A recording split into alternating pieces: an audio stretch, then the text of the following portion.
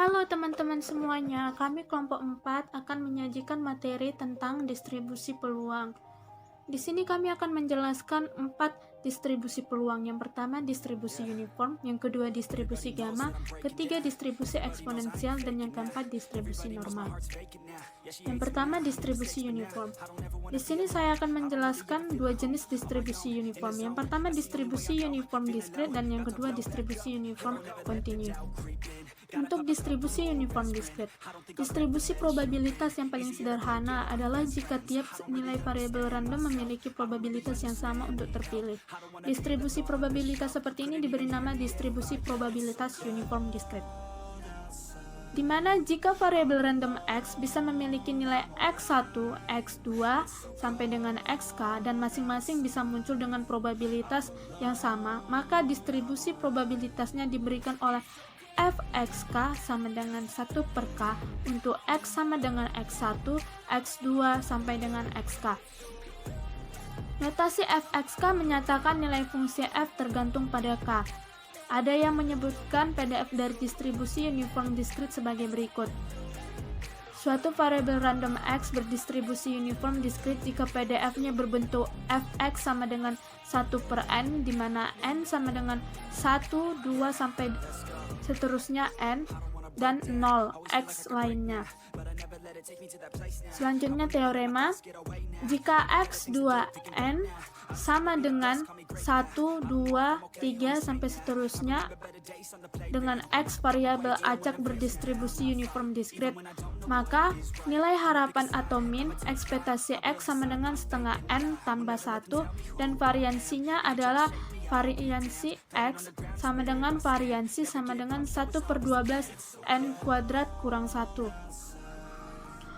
Maka dapat kita buktikan di sini, jika fxk menyatakan distribusi probabilitas uniform, maka rata-ratanya ekspektasi x sama dengan mu sama dengan sigma i sama dengan 1 sampai k, f kali xik kali xi sama dengan 1 per k, sigma i sama dengan 1 sampai k xi. Atau ekspektasi x sama dengan sigma x sama dengan 1 sampai n x fx. Maka akan terbukti di sini 1 per 2 kali n tambah 1 terbukti. Selanjutnya untuk variansi, variansi x sama dengan variansi sama dengan ekspektasi x kurang mu kuadrat. Maka akan kita dapat di sini untuk pembuktiannya variansi x sama dengan variansi sama dengan 4n kuadrat tambah 6n tambah 2 dikurang 3n kuadrat tambah 6n tambah 3 per 12 sama dengan n dikurang 1 per 12. Maka kita dapat 1 per 12 dikali n kuadrat kurang 1 terbukti. Selanjutnya kita masuk ke contoh soal. Sebuah koin ideal memiliki muka angka dan gambar. Jika x menyatakan banyaknya angka muncul dengan x sama dengan 0,1, tentukan distribusi probabilitasnya. Kita dapat selesaikan. Di sini kita dapat nilai k itu 2. Kita dapat dari angka dan gambar, sehingga kita substitusikan nilai 2 itu ke k. Untuk distribusi probabilitas discrete, kita ketahui di definisi awal bahwasannya fxk sama dengan 1 per k. Maka kita substitusikan nilai 2 ke k. Kita dapat fx 2 sama dengan setengah dengan nilai x sama dengan 0,1. Selanjutnya distribusi uniform kontinu. Distribusi seragam kontinu adalah distribusi peluang kontinu yang paling sederhana. Fungsi padat peluang dari variabel acak seragam kontinu x pada selang AB adalah fx sama dengan 1 per b kurang a, di mana x lebih kecil sama dengan b dan x lebih besar sama dengan a, dan nilai 0 x sama dengan lainnya. Selanjutnya kurva fungsi padat peluang. Di sini dapat kita lihat kurvanya pada slide ini. Fungsi kumulatif atau CDF fx sama dengan 0, di mana x lebih kecil sama dengan a, x dikurang a per b kurang a, di mana nilai a lebih kecil x, dan 1, di mana nilai x lebih besar sama dengan b. Kasus khusus, jika a sama dengan 0 dan b sama dengan 1, maka distribusinya disebut distribusi seragam baku atau standard uniform distribution, dilambangkan dengan U 0,1. Untuk teorema, jika X berdistribusi uniform kontinu selang A, B, di mana A lebih kecil B, atau X variabel acak berdistribusi uniform kontinu, maka nilai harapan atau min ekspektasi X sama dengan mu sama dengan A tambah B per 2, dan variansinya adalah variansi X sama dengan variansi sama dengan B kurang A kuadrat per 12. Untuk pembuktiannya, ekspektasi X sama dengan mu sama dengan integral minus tak hingga sampai tak hingga x fx dx sama dengan integral A menuju B x fx dx. Maka dapat kita lihat di sini akan terbukti setengah B tambah A. Lalu untuk variansi X sama dengan ekspektasi X dikurang mu kuadrat dikurang ekspektasi X kuadrat, di mana ekspektasi X kuadrat sama dengan integral A menuju B X kuadrat fx dx. Ekspektasi X kuadrat sama dengan integral A menuju B X kuadrat 1 per B kurang A dx. Maka akan kita dapat variansi X sama dengan variansi sama dengan ekspektasi X kuadrat dikurang ekspektasi X kuadrat, variansi X sama dengan variansi sama dengan 1 per B kurang A dikali 1 per 3 dikali B kurang A pangkat 3 dikurang setengah kali B tambah A kuadrat. Maka dapat kita lihat di sini untuk hasil akhirnya akan terbukti 1 per 12 dikali B kurang A kuadrat. Selanjutnya untuk contoh soal. Waktu seseorang menunggu datangnya pesawat di sebuah bandara antara jam 8 sampai jam 10 berdistribusi uniform. A. Berapa probabilitas seseorang harus menunggu kurang sama dengan 30 menit dari jam 8? B. Lebih dari 30 menit. Maka dapat kita selesaikan. Kita dapat nilai interval dari jam 8 sampai jam 10 itu adalah 120 menit. Maka kita dapat nilai A sama dengan 0 dan nilai B sama dengan 120. Untuk pertanyaan bagian A, berapa probabilitas seseorang harus menunggu kurang sama dengan 30 menit dari jam 8? Maka kita dapat nilai X sama nilai X-nya kurang sama dengan 30. Maka kita dapat nilai integral 1 sampai dengan 30 itu 1 per 120. Dari mana 1 per 120? Kita dapat dari rumus definisi distribusi uniform continuous 1 per B dikurang A. Maka kita dapat nilai hasil integralnya sama dengan 0,25. Selanjutnya untuk bagian B, lebih dari 30 menit. Peluang X lebih besar 30 sama dengan 1 dikurang peluang X lebih kecil sama dengan 30 sama dengan 1 dikurang 0,25 sama dengan 0,75. Penerapan dalam kehidupan sehari-hari. Misal, yang pertama memilih warna pakaian dari 5 pakaian yang memiliki warna berbeda. Yang kedua, memilih 5 siswa yang akan maju ke depan mengerjakan soal. Distribusi gamma. Distribusi gamma adalah distribusi fungsi padat yang disebut luas dalam bidang matematika. Nah, dapat dilihat definisi yang pertama. Fungsi gamma didefinisikan oleh gamma alfa sama dengan integral batas bawah 0 batas atas tak hingga t pangkat alfa kurang 1 kali e pangkat min x dx, untuk alfa lebih besar 0 dengan e bernilai 2,71828. Fungsi gamma diintegralkan bila alfa sama dengan n adalah bilangan bulat positif, maka gamma n sama dengan n kurang 1 faktorial. Untuk definisi kedua, pengubah acak kontinu X berdistribusi gamma dengan parameter alpha dan beta jika fungsi padanya berbentuk f(x) sama dengan 1 per beta pangkat alpha kali gamma alpha kali x pangkat alpha kurang 1 kali e pangkat min x per b beta, dimana x lebih besar 0. Untuk yang kedua itu 0, x yang lain dengan alpha lebih besar 0 dan beta lebih besar 0. Sifat-sifatnya yang pertama, untuk sebuah bilangan bulat positif n, gamma n sama dengan n kurang 1 faktorial. Untuk yang kedua didefinisikan gamma setengah sama dengan v. Teoremanya, jika x, gam, theta, k, di mana 0 lebih kecil theta, 0 lebih kecil k, x variabel adalah berdistribusi gamma, maka memiliki sifat-sifat sebagai berikut. Yang pertama, gamma x sama dengan theta kurang 1 kali gamma x, theta lebih besar 0. Untuk yang kedua, gamma n sama dengan n kurang 1, n elemen a.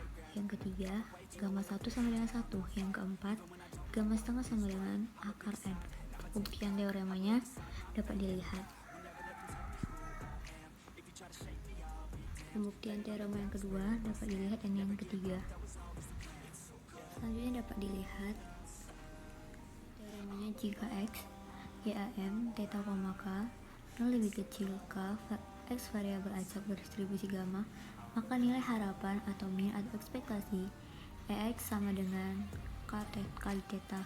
Teoremanya yang ketiga, jika x, gam, theta, k 0 lebih kecil k, x variabel acak berdistribusi gamma, maka variansinya adalah vx sama dengan k kali theta kuadrat. Teorema keempat, jika x, gam, theta, k, x variabel acak berdistribusi gamma, maka mdf adalah m kali t sama dengan 1/1 kurang theta kali t pangkat k. Contoh soal, di kota Y, konsumsi daya listrik harian dalam jutaan kWh adalah variabel acak X yang memiliki distribusi gamma dengan rata-rata sama dengan 6 dan variannya 12. Tentukanlah nilai alfa dan beta. Yang B, probabilitas bahwa pada hari tertentu konsumsi daya harian akan melebihi 12 juta kWh. Penyelesaiannya, yang pertama kita buat dulu diketahuinya. Rata-ratanya 6, variannya 12. Nah, yang ditanya itu yang A-nya nilai alfa dan beta. Yang kedua itu P, x lebih besar 12, maka dapat kita selesaikan. Yang untuk A, U sama dengan alfa kali beta sama dengan 6, maka alfa sama dengan 6 per beta untuk persamaan pertama. Yang kedua, sigma kuadrat sama dengan alfa kali beta kuadrat sama dengan 12, itu persamaan kedua. Nah, kemudian kita substitusikan persamaan satu dan persamaan kedua. 6 per beta kali beta kuadrat sama dengan 12. 6 beta sama dengan 12, beta sama dengan 2. Kemudian dapatlah beta, kita substitusikan nilai beta sama dengan 2 tadi ke persamaan pertama. Alfa sama dengan 6 per beta, maka 6 per 2 sama dengan 3. Jadi nilai alfanya 3, betanya 2. Yang B, P x lebih besar 12. Integral batas bawah 12 batas atas tak hingga x pangkat n kurang 1 kali e pangkat min x per beta pangkat alfa kali gamma alfa dx. Bawah 12 batas atas tak hingga x pangkat 3 kurang 1 kali e pangkat min x per 2 pangkat 3 kali gamma 3 dx. Sama, maka 1/16 kali integral batas bawah 12 batas atas tak hingga x kuadrat kali e pangkat min x per 2 dx-nya 1/16 kali min 2x kuadrat kali e pangkat min x per 2 kurang 4 integral min x kuadrat kali e pangkat min x per 2 dx. Selanjutnya 1/16 kali min 2x kuadrat kali e pangkat min x per 2 kurang 8x kuadrat kali e pangkat min x per 2 kurang 8 integral min e pangkat min x per 2 dx sama dengan 18e pangkat min 6 tambah 6e pangkat min 6 tambah e pangkat min 6. Hasilnya itu 25e pangkat min 6 sama dengan 0,0620. Untuk contoh selanjutnya, Di kota X, konsumsi air harian dalam jutaan liter mengikuti distribusi gamma dengan alfa sama dengan 2 dan beta sama dengan 3. Jika kapasitas harian kota X adalah 9 juta liter air, berapakah probabilitas bahwa pada setiap hari persediaan air tidak mencukupi? Nah, yang ditanya itu P, X lebih besar 9, maka integral batas bawah 9 batas atas tak hingga, masukkan rumusnya X pangkat N kurang 1 kali E pangkat min X per beta pangkat alfa kali gamma alfa dx. Kemudian kita substitusikan, kita masukkan nilai alfa dan betanya. Integral batas bawah 9 batas atas tak hingga X kuadrat kurang 1 kali E pangkat min X per 3 kuadrat kali gamma 2 dx. Integral batas bawah 9 batas atas tak hingga X kali E pangkat min X per 3 per 9 kali 3 kurang 1 faktorial dx. 3E pangkat min 3 tambah E pangkat min 3 dapatlah 4E pangkat min 3 sama dengan 0,1992. Penerapan dalam kehidupan sehari-hari. Yang pertama itu menghitung jarak antara waktu dari rumah menuju kampus. Yang kedua, menghitung lamanya waktu sampai rusaknya suku cadang dan alat listrik. Yang ketiga, menghitung waktu yang berlaku dan beberapa variabel keuangan. Baiklah, saya akan menjelaskan tentang distribusi eksponensial. Definisi distribusi gamma yang khusus dengan alfa sama dengan 1 disebut distribusi eksponensial. Distribusi eksponensial digunakan dalam teori keandalan dan waktu tunggu atau teori antrian. Selanjutnya, sifat-sifat. Peubah acak kontinu X mempunyai distribusi eksponensial dengan parameter beta jika fungsi padat peluangnya berbentuk fx sama dengan 1 per beta eksponensial pangkat min x per beta, di mana x lebih besar sama dengan 0. Fx sama dengan 0 untuk x yang lain, dengan beta lebih besar 0. Sedangkan fungsi distribusi kumulatifnya adalah fx titik koma 0 itu sama dengan 1 dikurang eksponensial pangkat min x per beta, di mana x lebih besar dari 0. Selanjutnya, teorema. Rataan dan variansi dari distribusi gamma mu sama dengan alpha beta dan sigma kuadrat itu sama dengan alpha beta kuadrat. Rataan dan variansi dari distribusi eksponensial. Telah diketahui bahwa nilai alfanya sama dengan 1, maka didapat mu sama dengan beta dan sigma kuadrat sama dengan beta kuadrat. Selanjutnya, hubungan dengan distribusi Poisson. Misalkan distribusi Poisson dengan parameter lambda, di mana lambda adalah banyaknya kejadian dalam satu satuan waktu. Misalkan X adalah peubah acak yang menyatakan panjang selang waktu yang diperlukan agar kejadian pertama terjadi. Dengan distribusi Poisson, peluang tidak ada kejadian yang muncul sampai selang waktu T adalah P 0 titik koma lambda T itu sama dengan eksponensial pangkat min lambda T pangkat 0 per 0 faktorial itu sama dengan eksponensial pangkat minus lambda T. Peluang panjang selang waktu kejadian pertama terjadi sampai melewati X sama dengan peluang tidak ada kejadian. Fungsi distribusi kumulatif dari X adalah P 0 lebih kecil sama dengan X besar, lebih kecil sama dengan X kecil, itu sama dengan 1 dikurang P, X besar lebih besar sama dengan X kecil, sama dengan 1 dikurang E pangkat minus lambda X. Fungsi densitas dengan densitas adalah turunan-turunan fungsi di atas. Fx sama dengan lambda E pangkat minus lambda X, yang merupakan fungsi padat peluang distribusi eksponensial dengan lambda sama dengan 1 per beta. Hal yang perlu diperhatikan adalah parameter lambda dan beta. Rataan dari distribusi eksponensial adalah beta, yang sama dengan 1 per lambda. Beta adalah rataan antara dua kejadian yang brutal. Teori keandalan atau reliability yang menyangkut kegagalan peralatan sering memenuhi proses Poisson. Di sini, beta dapat merepresentasikan waktu rata-rata antara kegagalan. Banyak kerusakan peralatan memenuhi proses Poisson, dan karena itu distribusi eksponensial dapat diterapkan di situ.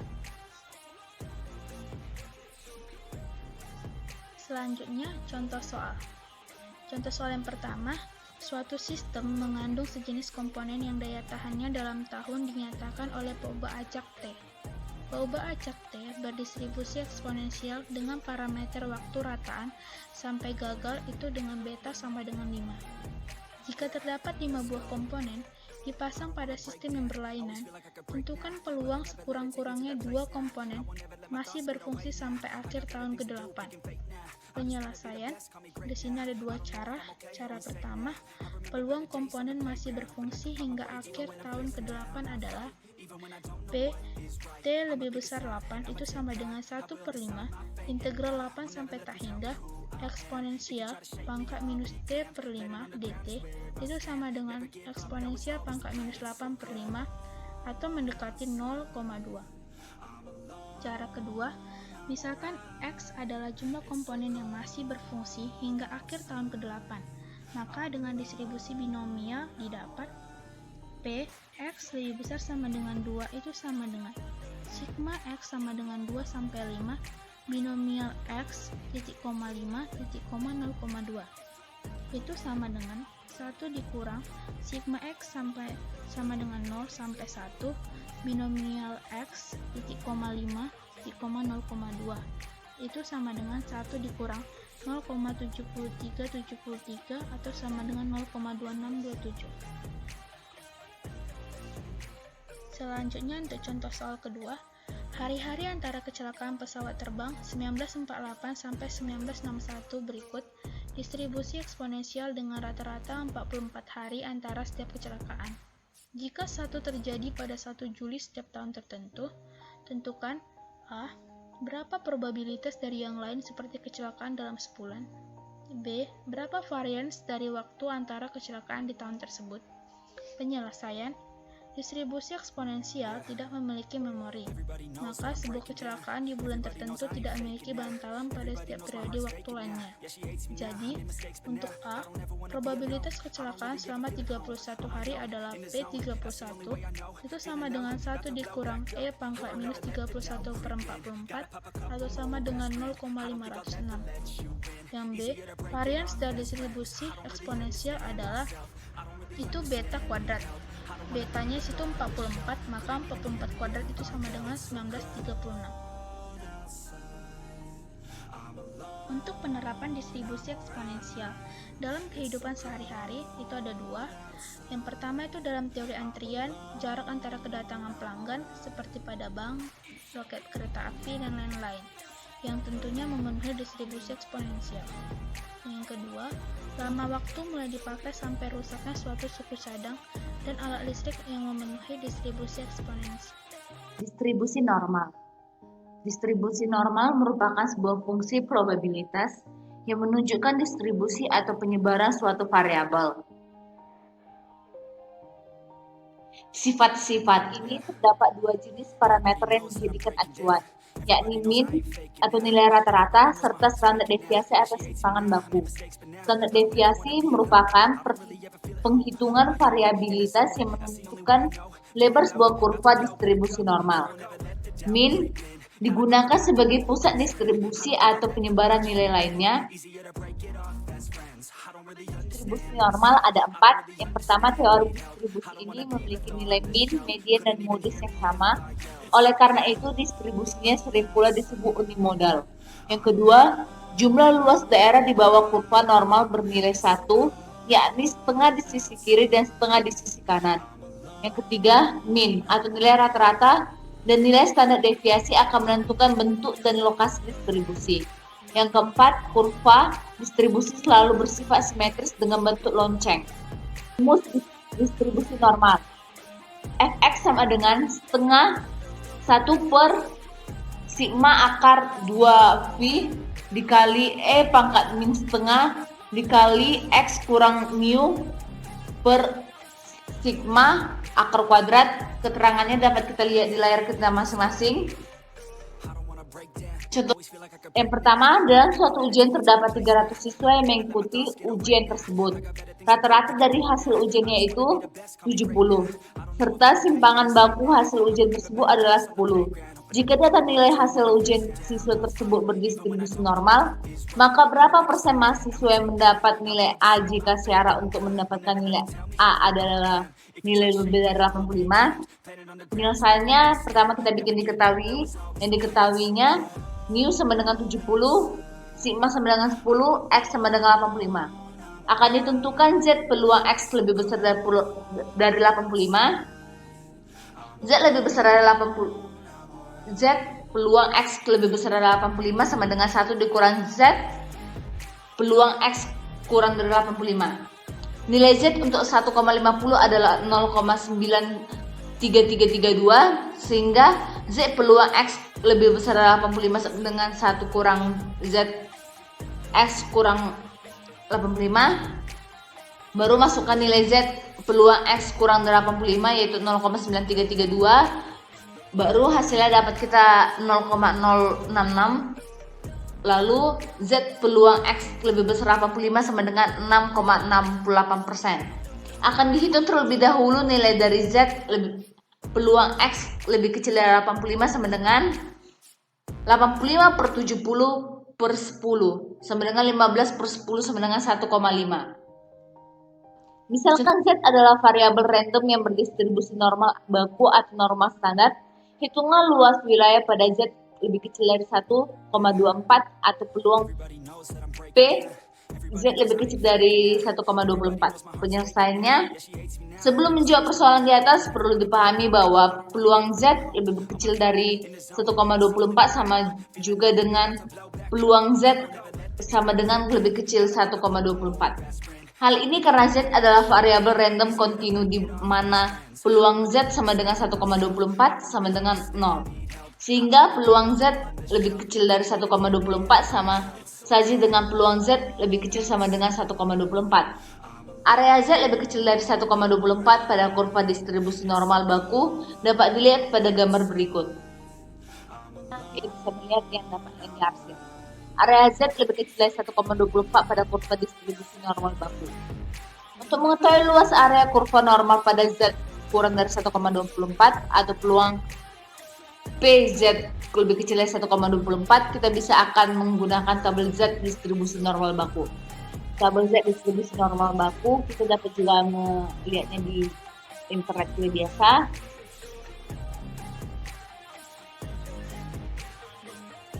Tabel Z di atas terdiri dari dua bagian, yaitu bagian tabel Z negatif dan bagian tabel Z positif. Karena Z sama dengan 1,24 adalah bilangan yang positif, maka bagian tabel yang digunakan adalah bagian tabel Z positif. Pada tabel Z, kolom pertama menunjukkan nilai Z yang memiliki satu angka di belakang koma, sedangkan angka kedua di belakang koma terletak pada baris pertama. Untuk menentukan luas wilayah Z lebih kecil dari 1,24, kita harus menentukan terlebih dahulu letak 1,2 pada kolom pertama, kemudian diarahkan ke kanan. Selanjutnya menentukan letak 0,08 pada baris pertama, kemudian diarahkan ke bawah. Coba perhatikan, kita dapat memperhatikan di layar kita masing-masing gambar yang sudah saya cantumkan di sini. Titik pertemuan keduanya merupakan luas wilayah Z lebih kecil dari 1,24 atau P Z kurang dari 1,24 yaitu 0,8925. Ini yang saya garis merahi. Distribusi normal. Distribusi normal banyak diterapkan dalam berbagai hitungan statistika dan pemodelan yang berguna dalam berbagai bidang. Dalam menentukan distribusi probabilitas diperlukan tabel Z dari distribusi normal. Itu yang tabel Z yang sebenarnya. Sekian dari kami.